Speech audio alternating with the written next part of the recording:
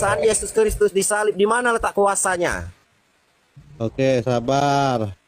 Oh, jangan sabar, saya minta jawab. Kalau memang bisa jawab, saya langsung masuk Kristen malam ini. Yakin ya? Yakin? Yakin, yakin. Yakin? Oke. Di saat Yesus disalib, di mana kuasanya? Dia berkuasa menahan dirinya untuk tidak taat kepada iblis. Karena iblis saat itu minta dia apa? Kalau kau anak Allah, turun kau dari salib. Itu suruhan iblis. Ketika Yesus memutuskan untuk tidak ikut, di situ dia berkuasa. Adakah satu manusia di dunia ini yang tidak taat sama iblis seperti yang dilakukan Yesus? Masuk Kristen kau. Masuk Kristen Ayo, kau. masuk Kristen, ayo. Masuk Kristen kau. Muslim ini siap masuk Kristen jika Agatha bisa menjawab pertanyaannya. Pada saat Yesus disalibkan, di mana letak kuasanya? Mari kita simak debat seru mereka berikut ini. Coba saya mau nanya, Pak. Pada saat Yesus Kristus disalib, di mana letak kuasanya? Fokus. Udah nggak bisa Jangan jawab. saya nanya dulu. Ya, udah lari-lari dia. Pada Pak saat Yesus Kristus Jangan disalib, di ini, mana letak waduh, saya kuasanya, Pak? masih penasaran ini, Pak. Ini Enggak, saya nanya dulu kepada dokter, profesor, di saat Yesus disalib, di mana letak kuasanya? fokus ke sini dulu dong. Jangan dulu, Anggap coba lah. itu lebih jelas, lebih singkat, Pak. Sebentar. Gini, kasih aja deh. Anggaplah Yesus tidak berkuasa, ya. Mau Anda katakan apapun Kenapa itu, dijadiin Tuhan, Pak, Anda kalau nggak fokus kuasa? ke ayat ini. sudah sabar. Pak. Anggaplah dia tidak berkuasa sama seperti tuduhanmu. Loh, kenapa dijadiin Tuhan ayat kalau nggak ini aja. kuasa? Ya, di Nolong sini diri kenapa? kita kan nggak bisa.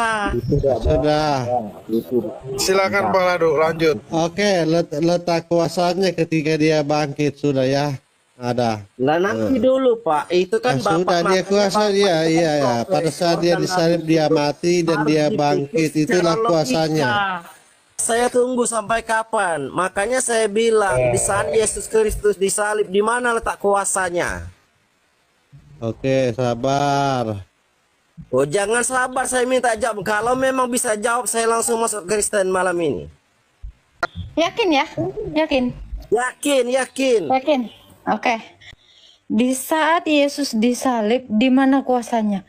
Dia berkuasa menahan dirinya untuk tidak taat kepada iblis. Karena iblis saat itu minta dia apa? Kalau kau anak Allah, turun kau dari salib. Itu permintaan iblis. Itu suruhan iblis. Ketika Yesus memutuskan untuk tidak ikut, di situ dia berkuasa. Menahan keinginannya dalam daging.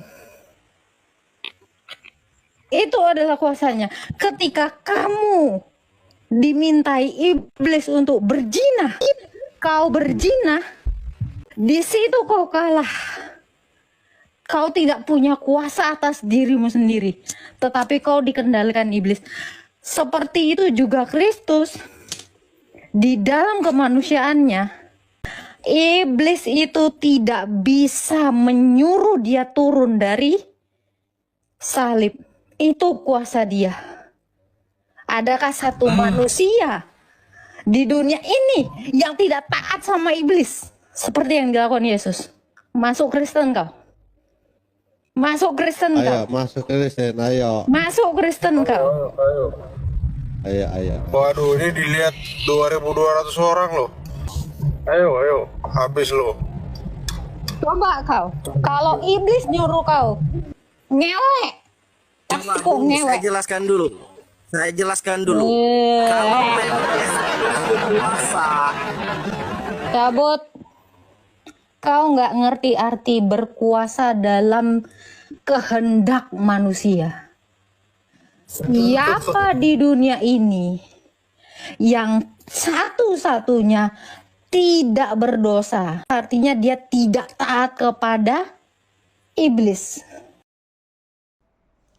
Pertanyaan seperti yang diajukan oleh saudara kita Ujlim ini, juga seringkali ditanyakan oleh para polemikus dan apologet di luar Kristen. Mereka memiliki pemikiran dan pemahaman penyaliban Yesus merupakan sebuah kebodohan, kesia-siaan, dan kehinaan. Katanya Yesus itu Tuhan, berkuasa. Kenapa dia mau disalibkan? Bukankah dia bisa melawan siapapun yang mencoba untuk membuat dia menderita atau menyakitinya? Saudara yang dikasihi oleh Tuhan, pertanyaan-pertanyaan seperti ini muncul dari diri manusia-manusia yang telah jatuh ke dalam perhambaan perbudakan dosa, yang mana masih tetap merasa bisa mengatasi dosa dengan sikap, tingkah laku, amal saleh, perbuatan, termasuk dengan beragama. Saya katakan kepada kita saat ini, Allah Bapa mengutus firman-Nya nuzul, turun, mengenakan tubuh kemanusiaan, namanya Yesus Kristus.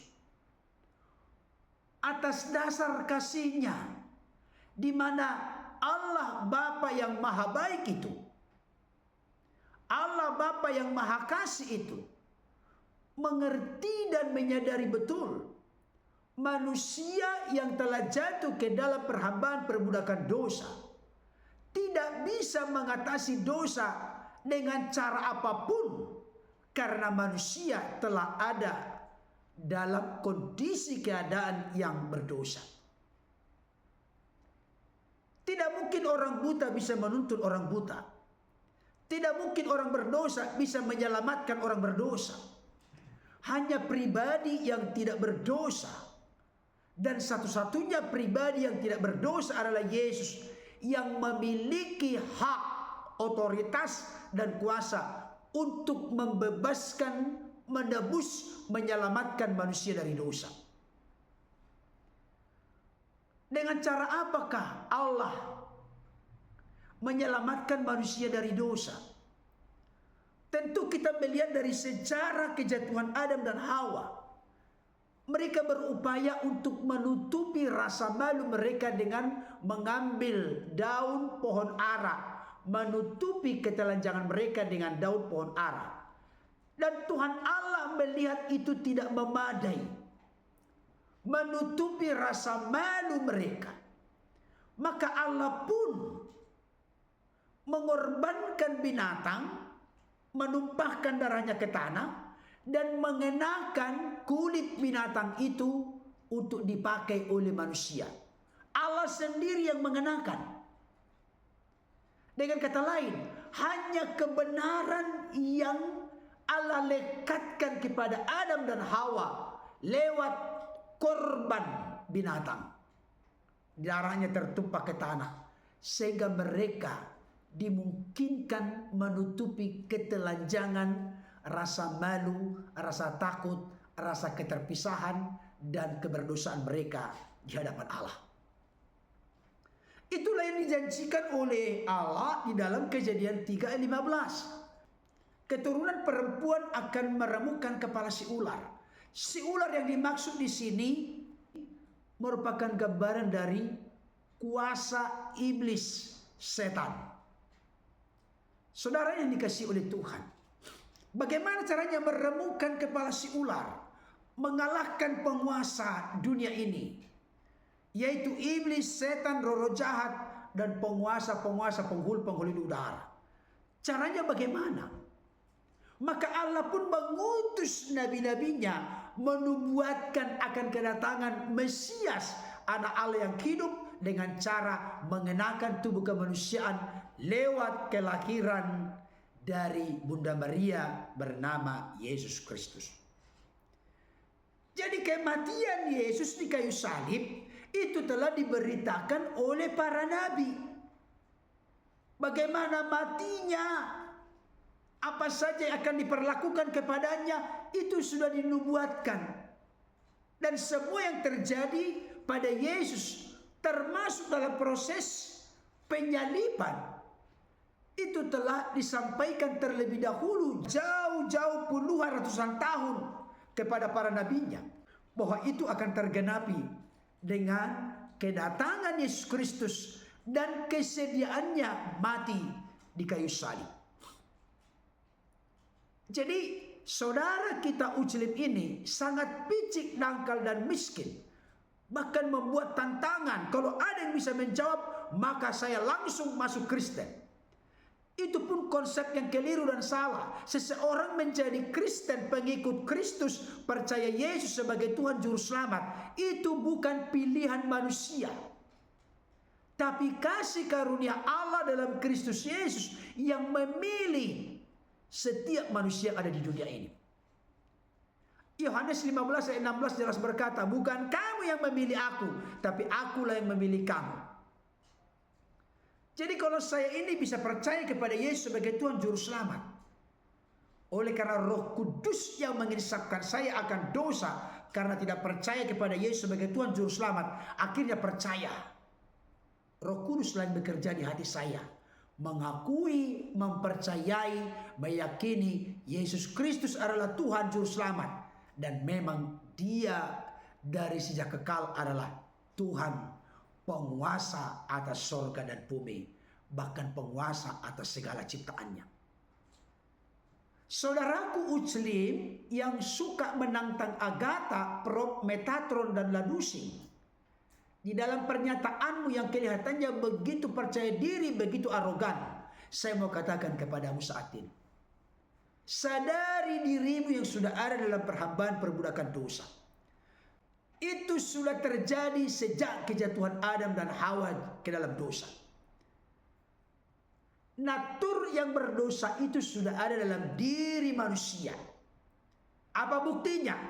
Apa faktanya? Buktinya tidak ada manusia di dunia ini yang telah jatuh ke dalam perhambaan perbudakan dosa yang tetap hidup dalam kekekalan. Padahal rancangan Allah semula, manusia dicipta untuk hidup dalam kekekalan. Makanya umur manusia pertama itu Metusala 969 tahun, Adam 930 tahun, dan lain sebagainya. Allah tidak pernah merancang manusia untuk mati. Allah merancang manusia untuk menunggal dengan Allah, dengan kehidupan yang kekal. Tetapi akibat dari dosa, akibat dari pemberontakan Adam dan Hawa yang telah dilarang oleh Tuhan tidak boleh memakan buah pohon pengetahuan yang baik dan jahat. Karena ketika memakannya, maka mereka pasti mati. Ternyata mereka melanggar firman Tuhan. Mereka memberontak, mereka tidak taat. Maka untuk menebus manusia dari dosa ketidaktaatan, harus ada satu sosok pribadi yang rela taat, bahkan sampai taat mati di kayu salib. Jadi pada saat Yesus disalibkan, di mana letak kuasanya? Letak kuasa Yesus adalah letak ketaatannya sampai mati di kayu salib untuk menebus manusia dari dosa ketidaktaatan, dari dosa pemberontakan. Itu sebabnya kalau ada manusia mengaku Yesus sebagai Tuhan Juru Selamat, tapi tetap hidup dalam pemberontakan, pertanyaan saya, benarkah orang itu telah mengalami penebusan penyelamatan Kristus yang telah tuntas mengerjakan penyelamatan itu melalui kematiannya di kayu salib dan kebangkitannya dari antara orang mati? Jadi kuasa kematian Yesus di kayu salib adalah kuasa ketaatan.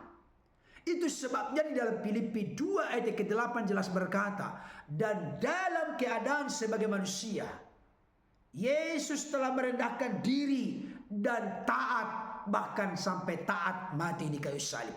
Kematiannya di kayu salib menunjukkan ketaatan yang sempurna, sehingga siapapun yang terhisap menyatu menerima Yesus sebagai Tuhan Juru Selamat, orang itu juga muncul karakter ketundukan, ketaatan Karena Yesuslah penguasa, raja, pemimpin, junjungan dalam hidupnya. Bukan lagi hamba dosa, tapi hamba kebenaran. Siapa itu kebenaran? Yesus adalah jalan, kebenaran, dan hidup. Jadi siapapun yang telah menerima Yesus sebagai kebenaran, maka orang itu menjadi hamba kebenaran, bukan lagi hamba dosa. Ibrani 2 ayat 14. Karena anak-anak itu adalah anak-anak dari darah dan daging, maka ia juga menjadi sama dengan mereka dan mendapat bagian dalam keadaan mereka, supaya oleh kematiannya ia memusnahkan dia, yaitu iblis yang berkuasa atas maut. Jadi Yesus itu mati di kayu salib, kuasanya adalah memusnahkan, mengalahkan iblis yang berkuasa atas maut. Tadi Agatha sudah menjelaskan, ketaatannya kepada Bapa, melakukan kehendak Bapa secara sempurna di kayu salib. Yesus berkata, tetelestai, sudah selesai. Menunjukkan iblis kalah. Iblis memakai orang-orang di sekitar Yesus disalibkan. Kalau betul engkau anak Allah, turun dari salib. Kalau engkau sanggup menyelamatkan dirimu, maka kami akan percaya kepadamu. Yesus tidak mendengarkan seruan dari orang-orang yang ditunggangi dan dikuasai oleh iblis itu. Dia tetap taat, karena lewat ketaatannya maka manusia yang terhisap menyatu dengan Kristus dikembalikan kepada kodrat fitrah yang semula, yaitu tunduk dan taat kepada Allah. Saudara yang dikasihi Tuhan, jadi tidak main-main. Tanpa Yesus mengalami penyaliban, maka tidak ada sosok yang taat sampai mati di kayu salib yang menebus kita dari dosa ketidaktaatan. Kalau Yesus tidak mati di kayu salib, maka iblis dengan segala rancangan dan perbuatannya tidak bisa dimusnahkan dan tidak bisa dikalahkan. Jadi kuasa penyaliban Yesus sangat dahsyat dan luar biasa. Apalagi dia tidak hanya mati, pada hari ketiga dia bangkit, menunjukkan Yesus mengalahkan kematian.